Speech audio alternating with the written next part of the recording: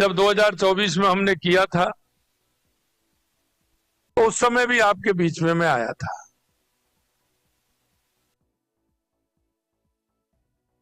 आप सभी के सहयोग से राजस्थान में राइजिंग राजस्थान हुआ तो उसमें 35 लाख करोड़ के एमओयू हुए थे और अब तक लगभग 9 लाख करोड़ के एमओयू जमीन पर उतर चुके हैं। उसमें आपकी बड़ी ताकत है। इसलिए मैंने सोचा क्यों मेरा ये कार्यक्रम में ग्लोबल राजस्थान एग्रीटेक मीट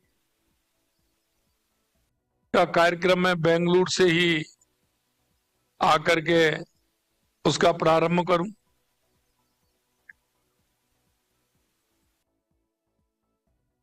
मैं आपके बीच में आया और मुझे पता है कि जब आपके बीच में आया हूं तो निश्चित रूप से ये कार्यक्रम मेरा सफल होगा।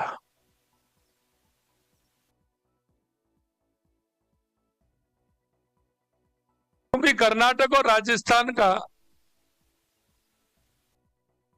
पहले से ही जो आपस का समन्वय है वो बहुत अच्छा है। क्योंकि प्रवासी राजस्थानी जो हमारे भाई हैं उन्होंने उस दूरी को बहुत कम कर रखा है। हमेशा आपका सहयोग रहता है और मैं तो कहता हूं हर दिन रहता है। कर्नाटक वाली हमारी बेंगलुरु वाली जो फ्लाइट है वो उधर से भी फुल आती है और इधर से भी फुल जाती है।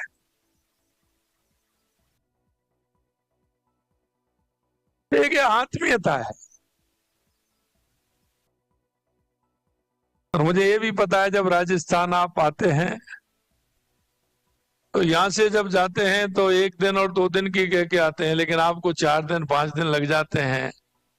माँ आपको वो आपकी जो मिट्टी है वो आपको उस आकर्षण को आपके अंदर तक लाती है और आप दर्शन करने जाते हैं खाटू श्याम जी, सालासर जी के वैसे हो जाते हैं। फिर तो जीण माता भी जाना पड़ता है, साकमरी माता भी जाना पड़ता है, तनौट माता भी जाना पड़ता है, करणी माता भी जाना पड़ता है। तो आप आराम से घूम करके आते हैं और यही विशेषता है। मेरे भाई और बहनों, मैं एक बात जरूर आपसे कहना चाहता हूं कि राजस्थान देश का सबसे बड़ा क्षेत्रफल के हिसाब से सबसे बड़ा है। और आप सब ये भी जानते हैं कि जब हमारे प्रवासी भाई कर्नाटक में आए थे तो कुछ उद्योग के लिए आए थे, बिजनेस करने के लिए आए थे, व्यापार को बढ़ाने के लिए आए थे, लेकिन कुछ परिस्थितियों में भी आए थे। मैं आपसे इतना ही कहना चाहता हूं कि आपका राजस्थान बदल रहा है। आप देख सकते हैं राइजिंग राजस्थान में तो काम हुआ ही है, लेकिन राजस्थान में जब सरकार हमारी आई थी तो हमने राजस्थान की जनता से वायदा किया और आज मैं कह सकता हूं कि राजस्थान के हर जिले में माननीय प्रधानमंत्री जी के नेतृत्व में हमने पानी के लिए पूरी व्यवस्था की है। हमारी देश की सबसे बड़ी योजना 90,000 करोड़ रुपए की हमारी ईआरसीपी राम जल सेतु पूर्वी राजस्थान का, हमारा यमुना का समझौता शेखावाटी का हमारा 32,000 करोड़ रुपए की हमारी योजना, इंदिरा गांधी गंग नहर को हमने पूरी तरह से उसके लिए पैसा दिया, आज वो अच्छी हो गई। और उसमें हनुमानगढ़, गंगानगर, बीकानेर, फलौदी, जैसलमेर, बाड़मेर, जोधपुर, नागौर के लिए उसमें पानी पहुंच रहा है। देवास स्कीम जो हमारी उदयपुर की थी, उससे हमारा उदयपुर, राजसमंद, चित्तौड़गढ़, भीलवाड़ा, वहां उसके लिए पानी आ रहा है। माई डैम के माध्यम से, हमारी सोम कमला के माध्यम से हमारा जमाई डैम में पानी आ रहा है, उससे जालौर, सिरोही, पाली के लिए पानी जा रहा है। यानी कि हमने राजस्थान का संपूर्ण नदियों से नदियों को भी जोड़ा है और उनको व्यवस्थित पानी कैसे मिले, ये काम हमारी सरकार लगातार कर रही है। और आज वो काम धरातल पर उतर गए। अगर मैं बिजली की बात करूं तो राजस्थान में आज हम किसान के लिए हमने कहा कि 27 में हम पूरी बिजली देंगे, दिन में बिजली देंगे। हमने 24 जिलों में किसान को दिन में बिजली देना और पूरी बिजली देना हमने प्रारंभ कर दिया है। आने वाले समय में हम किसान को पूर्ण रूप से दिन में बिजली देंगे, उद्योग को 24 घंटे देंगे, उपभोक्ता को 24 घंटे देंगे। हम बिजली के अंदर सरप्लस हो रहे हैं। जहां बिजली की आवश्यकता थी, आज हम कह सकते हैं कि बिजली में हम आत्मनिर्भर बनकर के आगे बढ़ रहे हैं और हमारा किसान भी अन्नदाता के साथ साथ ऊर्जादाता भी बन रहा है। क्योंकि जैसा मैंने कहा, क्षेत्रफल की दृष्टि से हम देश में पहले स्थान पर हैं, तो सूर्य भगवान की कृपा भी हमारे ऊपर पूरी है, इसलिए हमारा सौर ऊर्जा का काम पूरी तरह से चल रहा है। तो उसमें भी राजस्थान हमारा आगे बढ़ रहा है। आने वाले समय में हम बिजली लेने वाले नहीं, बिजली देने वाले बनेंगे, ये भी मैं आपको विश्वास दिलाता। आपने देखा है कि हमारा उद्योग भी बढ़ रहा है, तो हमारा माइनिंग डिपार्टमेंट में हमारे 85 प्रकार के मिनरल निकल रहे हैं, तो वो भी हमारा लगातार बढ़ रहा है। आप देख रहे हैं आने वाले समय में, अभी प्रारंभ होने वाली थी, थोड़ी अड़चन आई, हमारी रिफाइनरी भी प्रारंभ होने वाली है। देश की सबसे बड़ी रिफाइनरी है। पेट्रोकेमिकल के उत्पादन भी उसमें होने वाले हैं। तो हमारा राजस्थान लगातार नए आयाम विकसित कर रहा है। अगर मैं पर्यटन की बात आपसे करूं तो आप सभी को पता है राजस्थान में क्या नहीं है। अगर आप देखोगे, बड़े बड़े किले राजस्थान में हैं, बड़े बड़े किले, बड़े बड़े महल राजस्थान की शेखावाटी से लेकर के बीकानेर तक की हमारी हवेलियां। हमारे यहाँ डेजर्ट भी है, तो हमारे यहाँ झील भी है। हमारे यहाँ अभ्यारण्य है, तो बर्ड सेंचुरी भी है। आप क्या देखना चाहते हैं? अगर हमारे यहाँ बात करें तो हमारे यहाँ मंदिरों की अगर मैं बात करूं तो खाटू श्याम जी से लेके सालासर जी से लेकर के साकम्बरी माता से, जीड़ माता से, तनोट माता से, पुष्कर जी, ब्रह्मा जी का मंदिर पुष्कर, श्रीनाथ जी, खाटू श्याम जी, सावरिया सेठ जी, त्रिपुरा सुंदरी जी, गिरिराज जी, मेहंदीपुर बालाजी, आपको देखेंगे हर 25 और 30 किलोमीटर पर कोई ना कोई बड़ा धार्मिक स्थान भी है। मैं हमेशा कहता हूं, जहां जाता हूं, किसी भी प्रदेश में जाओगे, वहां आप एक टिकट में एक ही फिल्म देख करके आओगे।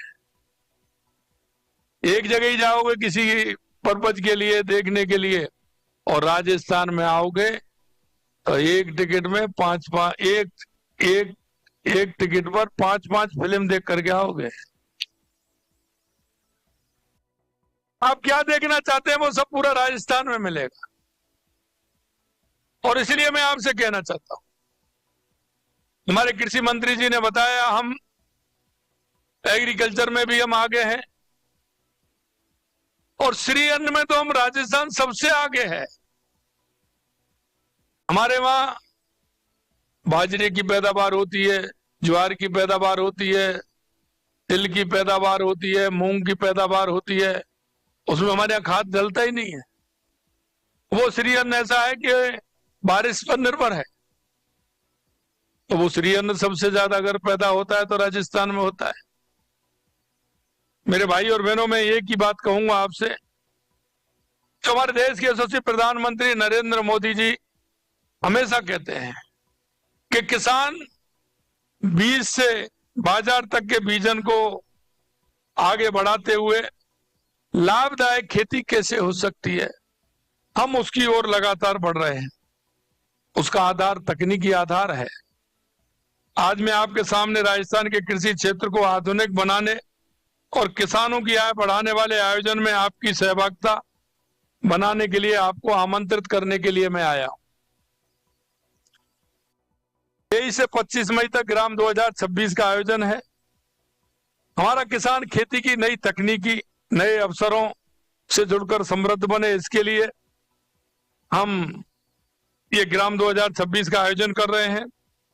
राजस्थान के हजारों किसान, पशुपालक इसमें भाग लेंगे। कृषि विशेषज्ञ भी होंगे, वैज्ञानिक होंगे, तकनीकी जानकार भी होंगे।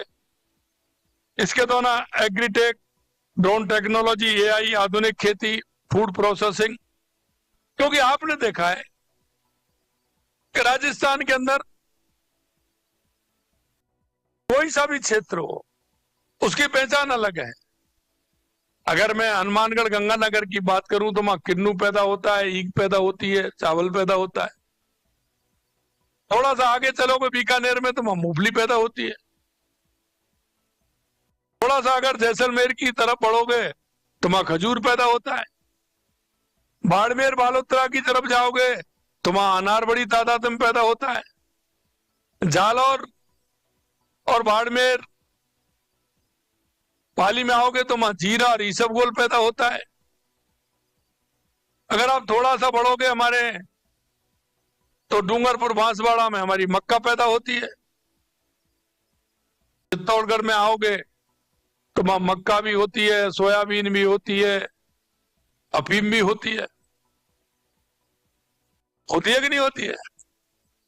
आगे बढ़ोगे तो सोयाबीन, धनिया,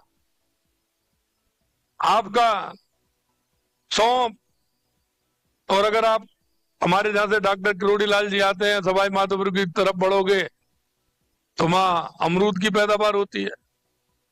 थोड़ा सा अगर आप भरतपुर, करौली, धौलपुर इधर बढ़ोगे अलवर की तरफ तो वहां सरसों पैदा होती है। यानी कि विभिन्न क्षेत्रों में पैदावार होती है। मसाले सबसे ज्यादा राजस्थान के अंदर पैदा होते हैं। हमारी माता बहनें जानती हैं, सोजत की हमारी मेहंदी बहुत प्रसिद्ध है। माता बहनें जब जाती है तो राजस्थान से 2, 4, 5 पैकेट तो लेकर के आती हैं। सोजत की मेहंदी अलग है। नागौर की बात करें तो वहां मेथी पैदा होती है। अलग अलग है हमारा। तो वहां में आवश्यकता है कि प्रोसेसिंग यूनिट लगा करके हम उस उत्पादन को वहीं हमारे जो किसान हैं उसको फायदा उनको वहां मिले। अब पानी की कोई कमी नहीं है, आने वाले समय में पानी और हो जाएगा। इधर माननीय प्रधानमंत्री नरेंद्र मोदी जी के नेतृत्व में हम पानी के क्षेत्र में काम कर रहे हैं, तो उधर वो बंसीवाला भी हमारी मदद कर रहा है। आप सभी को जानकारी है, लगातार 2 साल से राजस्थान के जितने बांध हैं वो फुल भरे हुए हैं, फुल हो जाते हैं। और अभी अभी मैंने रिपोर्ट मंगाई तो उसमें 350 बांधों में पानी अभी अच्छा है। 200 के लगभग पानी उनमें कम हुआ है, 150 में थोड़ी कमी ज्यादा आई है। तो आने वाले बारिश के समय में वो भी हो जाएगा। पर्यावरण की बात करें तो हमारे राजस्थान में आपने देखा है, हमने 2 साल के अंदर लगभग 20 करोड़ पौधे लगाने का काम किया है। मेरे भाइयों बहनों, मैं एक ही बात आपसे कहना चाहता हूं, ये जो हमारा ग्राम 2026 हम कर रहे हैं, इसमें आपका सहयोग बहुत आवश्यक। आप किस तरह का सहयोग कर सकते हैं? हम कर्नाटक से हमारे संबंध ऐसे हों कि लगातार यहाँ क्या आवश्यकता है उसको हम यहाँ दें, वहां क्या आवश्यकता है उसको आदान प्रदान करें। हमारे किसानों को कैसे हम आगे बढ़ा सकते हैं? हमने इसमें 5 डिपार्टमेंटों को शामिल किया है। ये हमारी तैयारी पिछले 6 महीने से इसकी हम तैयारी कर रहे हैं। इस विभाग में साथ में हमारा सहकारिता विभाग भी है, इसमें हमारा बिजली विभाग भी है, डेयरी और मत्स्य पालन भी इसमें है, इसके अंदर पशुपालन विभाग भी है, हमने सभी सिंचाई विभाग भी इसमें है। हमने उन सभी विभागों को जोड़ा है कि किसान की जो आवश्यकता है वो सभी विभाग एक छत के नीचे आकर के हमारे किसान का डेवलपमेंट कैसे हो सकता है, वहां की उस जिले की उस क्षेत्र की स्थिति क्या है। कहीं अगर पशुपालन है तो वहां डेयरी का काम हम आगे बढ़ा सकते हैं। जैसे हमने कहा कि अगर कहीं फल है तो वहां फलों को कैसे हम मार्केटिंग में बेच सकते हैं, वहां कोल्ड स्टोर की आवश्यकता है या वहां पर हमारे वेयर हाउस की आवश्यकता है। हमें वहां क्या यूनिट लगानी है जिससे हमारे किसान को ज्यादा से ज्यादा फायदा मिले। संपूर्ण इस पर हमने विचार किया है और विचार करते हुए हम उसमें आगे बढ़ रहे हैं। तकनीकी आधार पर कृषि के नए युग की शुरुआत हम कैसे उसमें कर सकते हैं और इसके साथ साथ हमारा समन्वय और संवाद कैसे स्थापित हो, और समन्वय और संवाद स्थापित होगा तो उसका रास्ता निकलेगा। हम चाहते हैं कि वहां राजस्थान के अंदर स्टोन भी है तो किसान वहां कई मूर्तियां बनाते हैं, तो कई स्टोन के कई और आइटम भी बनते हैं, मिनरल निकलते हैं तो उसमें भी कुछ ना कुछ बनता है, हैंडीक्राफ्ट का काम होता है। राजस्थान में कई ऐसे क्षेत्र हैं जहां चूड़ी बनती है, कई राजस्थान में ऐसे क्षेत्र भी हैं जो मिट्टी के कई तरह के सामान बनते हैं, कहीं हमारी दरी बनती है तो कहीं हमारा बाड़मेर के अंदर आप देखते हैं कि उसका खेस बनाते हैं,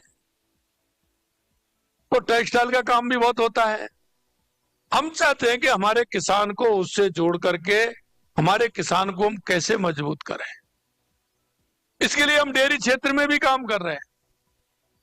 राजस्थान सबसे ज्यादा दूध उत्पादन करने वाला प्रदेश भी है, लेकिन हमारे पास प्रोसेसिंग यूनिट में सिर्फ हम 45 लाख लीटर दूध को हम काम में ले रहे हैं, जबकि वो 1 करोड़ से ऊपर है।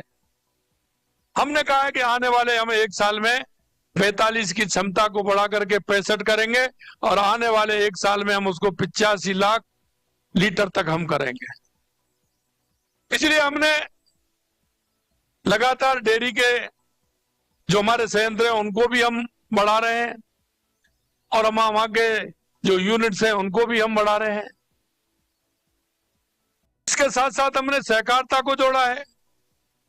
सहकारिता में आप जानते हैं, सहकारिता में हमने ये निर्णय लिया है कि हमारी सहकारिता की यूनिट हर ग्राम पंचायत के अंदर होगी। अगर जब वो सहकारिता से जुड़ेंगे तो हमारे किसान को उससे फायदा भी होगा, बीज भी मिलेगा, खाद भी मिलेगा, आवश्यकता की जो चीजें वो भी मिलेंगी। और हमारी अगर सहकारिता की यूनिट खुलेंगे तो उनसे हमारे लोगों को रोजगार मिलेगा। मेरे मित्रों, मैं यही कहना चाहता हूं आपसे कि ग्राम 2026 सफल आयोजन के लिए हम देश विदेश के विशेषज्ञ, वैज्ञानिक, निवेशक, उद्यमियों के साथ संवाद समन्वय स्थापित कर ताकि यह आयोजन प्रदेश के कृषि अर्थव्यवस्था के लिए एक गेम चेंजर बन सके। मैं भारत की इस टेक्नो सिटी से आप सभी से आग्रह करता हूं कि आप इस बदलाव में भागीदारी बने। बेंगलुरु नवाचार तकनीकी का केंद्र है।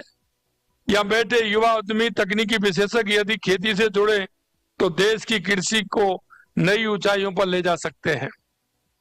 हमारी डबल इंजन सरकार राजस्थान में अब तेजी से बदल काम हो रहे हैं। हमारे राजस्थान प्रचुर अन्न उत्पादन के साथ विविधता, गुणवत्ता, बाजार की मांग के अनुरूप फसलों के उत्पादन में अपनी एक अलग पहचान बना रहा है। माननीय प्रधानमंत्री जी के अन्न को चमत्कारी अन्न बताया था। उनके प्रस्ताव पर संयुक्त राष्ट्र महासंघ द्वारा वर्ष 2023 में अंतर्राष्ट्रीय मिलेट वर्ष घोषित किया गया था। मुझे बताते खुशी होती है कि आप सभी जाते होंगे राजस्थान, तो बाजरा तो राजस्थान से ही लाते होंगे, मसाले और बाजरे तो वहीं से आता है आपका, चाहे लाए उतना ही, लेकिन आता जरूर होगा। अन्न उत्पादन में हमारा प्रदेश अग्रणी है। जैसा मैंने कहा, सरसों, तिलहन, जौ, ग्वार, इसबगोल, जीरे का उत्पादन होता है। मसालों में मेथी, लहसुन, सौंफ, धनिया, अजवाइन, क्या पैदा नहीं होता है? राजस्थान में सब कुछ पैदा होता है। इस राजस्थान में मैंने बताया आपको कितना काम हुआ है, और इसमें भी मैं आपको बता दूं, राजस्थान में कृषि के क्षेत्र में भी एमओयू हुए थे। उसमें कृषि क्षेत्र की अनेक कंपनियों ने इस समिट में 44,000 करोड़ के 2,500 से अधिक के एमओयू साइन किए। उसमें 751 एमओयू पूर्ण हो चुके हैं। लगभग 9,000 करोड़ रुपए के अधिक निवेश कृषि क्षेत्र में धरातल पर आ गए। आवश्यकता है राजस्थान में फूड प्रोसेसिंग, कोल्ड चेन, जैविक कृषि, स्पाइस पार्क, कृषि तकनीकी में निवेश में अनेक अवसर उपलब्ध हैं। हम चाहते हैं कि आप आए और उनमें अपना पूरा सहयोग दें। और मैं एक बात और मैं कहना चाहता हूं कि आपने अपनी मेहनत से, अपने व्यवहार से यहां पर अपना स्थान बनाया है। यह आपकी कर्म भूमि है। हमारे प्रवासी भाई की ये खूबी है, क्योंकि राजस्थान की मिट्टी की खुशबू जो है वो आपने दुनिया में फैला रखी है, क्योंकि आप वहां की संस्कृति से, वहां के कार्य से जुड़े हैं। मैं हमेशा देखता हूं, जहां मैं जाता हूं, मेरे प्रवासी भाई हैं, चाहे वो देश में या दुनिया में, वो अपनी मेहनत से, अपने व्यवहार से, अपने व्यापार को तो आगे बढ़ाया ही है, लेकिन वहां के लोगों में उन्होंने अपना स्थान बनाया है। तो उनको भी इतना बराबर मान करके उनके साथ कंधे से कंधा मिला करके काम करते हैं। और सामाजिक सरोकार के कार्यों में जो उनकी भूमिका रहती है, चाहे वो मंदिर हो, कहीं ना कहीं मंदिर से जुड़े होंगे, कहीं ना कहीं गौशाला से जुड़े होंगे, कहीं ना कहीं शिक्षा के मंदिर से जुड़े होंगे, कहीं ना कहीं चिकित्सा के मंदिर से जुड़े होंगे। कोई भी अच्छा काम समाज में जुड़ करके जो किया जाता है, उसमें जब मैं देखता हूं तो मेरे प्रवासी भाइयों का सभी जगह जो जुड़ाव है वो हमारे राष्ट्र को मजबूती करने का काम करता है। और हमेशा जो आपकी सोच है वो राष्ट्र के हित में रहती है।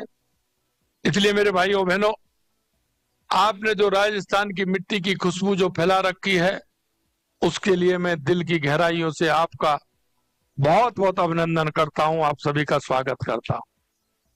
मेरा आप सभी से आग्रह है कि हम इन सभी में आकर के हम हमारे राजस्थान को विकसित राजस्थान बनाएं, उत्कृष्ट राजस्थान बनाएं। मैंने राजस्थान के अंदर कई काम हमारे ऐसे हुए हैं, क्योंकि हमारी, जब मैं शेखावाटी गया था तो शेखावाटी की हवेलियां हमने देखी। आपके शेखावाटी के लोग यहाँ भी खूब रहते हैं। मैं जब गया था वहां तो मैंने 2000 हवेलियों को चिन्हित किया था। 2000 हवेलियां हैं, उनमें से 1100 हवेलियों को हमने चिन्हित किया कि कौन कौन उसमें बना सकते हैं, क्या हो सकता है। क्योंकि आप यहाँ बिल्डिंग खड़ी कर सकते हैं, बड़ा मॉल बना सकते हैं, बड़ी बिल्डिंग बना सकते हैं, घर बना सकते हैं, लेकिन आप हवेली नहीं बना सकते। और माननीय प्रधानमंत्री जी कहते हैं कि हमारी विकास और विरासत साथ साथ चलने चाहिए। हमने जब उनको चिन्हित किया 1100 हवेलियों को, आपके यहां से भी गए, पश्चिम बंगाल से भी लोग आए, आसाम से भी लोग आए, महाराष्ट्र से भी आए, गुजरात से भी आए। हमने उनको बिल्कुल मना कर दिया, इनको तोड़ेंगे नहीं। हमने कलेक्टर से कह के रोक लगा दी। और आज मैं आपको विश्वास के साथ कहना चाहता हूं, 662 हवेलियों पर हमारा काम प्रारंभ हो गया है, जिनको सार संभाल का काम हमारे कर रहे हैं।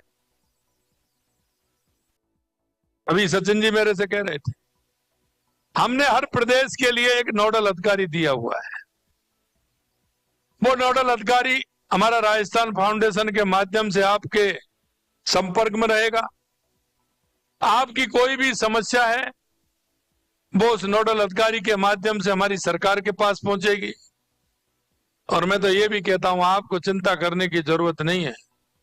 आपका खेत है, आपका घर है, आपकी दुकान है, आपका मकान है, आपकी हवेली है, उसकी चिंता हमारी सरकार करेगी, आपको करने की जरूरत नहीं।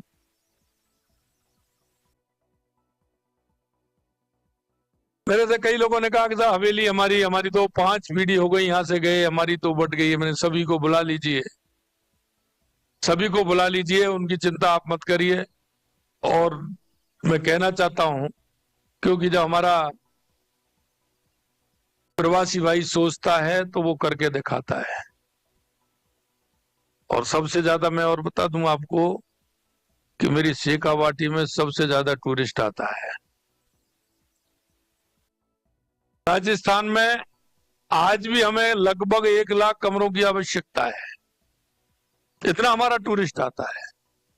मेरे भाई और बहनों, में अंत में इतना ही कहना चाहता हूं कि इस कार्यक्रम के माध्यम से कि आपको बताना चाहता हूं कि राजस्थान बदल रहा है, पूर्ण रूप से बदल रहा है। राजस्थान में जिस तरह से विकास हो रहा है, आप उसमें अपनी सहभागिता निभाएं। अब समय है कि इन पारंपरिक ताकतों को टेक्नोलॉजी, ब्रांडिंग और प्रोसेसिंग के माध्यम से वैश्विक बाजार तक पहुंचाया जाए। बेंगलुरु की भूमिका अत्यंत महत्वपूर्ण है। मैं विशेष रूप से बेंगलुरु के स्टार्टअप और टेक कंपनियां से आग्रह करता हूं कि वे एग्रीटेक क्षेत्र में राजस्थान के साथ जुड़ें। ड्रोन आधारित खेती, एआई आधारित फसल विश्लेषण, आधुनिक सिंचाई, सप्लाई चेन जैसे सभी क्षेत्रों में निवेश और नवाचार के लिए तैयार रहे। राजस्थान आपके लिए एक लिविंग लैब बन सकता है, जहां टेक्नोलॉजी यहाँ के कृषि क्षेत्र को बदल सकती है। साथियों, बेंगलोर की ये ऊर्जा, नवाचार और उद्यमशीलता हमें विश्वास दिलाती है कि राजस्थान की कृषि में एक नई क्रांति आने वाली है।